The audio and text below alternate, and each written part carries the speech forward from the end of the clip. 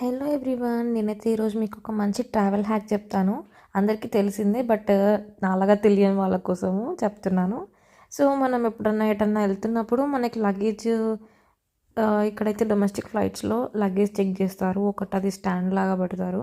So దాంట్లో bag పడితే okay, లేదంటే 70 యూరోస్ 80 యూరోస్ అలా ఛార్జ్ చేస్తారనమాట. So it is so expensive.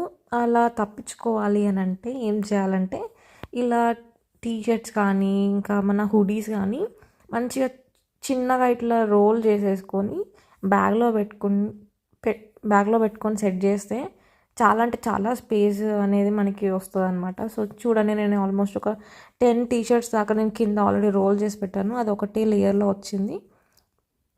Then next ఇట్లా సాక్సెస్, ఇప్పుడు ఆల్రెడీ వింటర్ స్టార్ట్ అయింది కాబట్టి అన్నీ దొడ్డువి వేసుకోవాలి. సో ఇట్లా అన్నీ చిన్న చిన్నగా రోల్ చేసి దాంట్లో అడ్జస్ట్ చేసామంటే ఆ బ్యాగ్ అనేది ఆ స్పేస్లో ఫిట్ అయిపోద్ది అనమాట. సో ఇక్కడ ప్యాంట్స్ కానీ లైక్ మన టీషర్ట్స్ కానీ మంచిగా ఇట్లా రోల్ చేసి పెట్టుకోవచ్చు.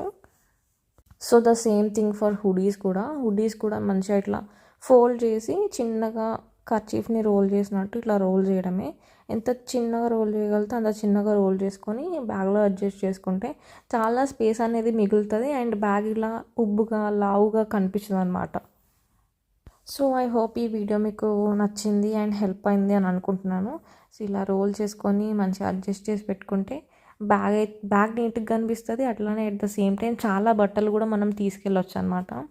సో చూడండి, ఫైనల్గా అయితే నా బ్యాగ్ ఒక్కటే జిప్లో ఇవన్నీ బట్టలు పెట్టేశాను. ఆల్మోస్ట్ ఒక 15 to 20 పేర్స్ పెట్టుంటాను నేను. సో ఇలా రోల్ చేసి పెట్టుకుంటే మాత్రం బ్యాగ్ అనేది మంచిగా సన్నగా కనిపిస్తుంది. హెల్ప్ అవుతుంది అనుకుంటున్నాను.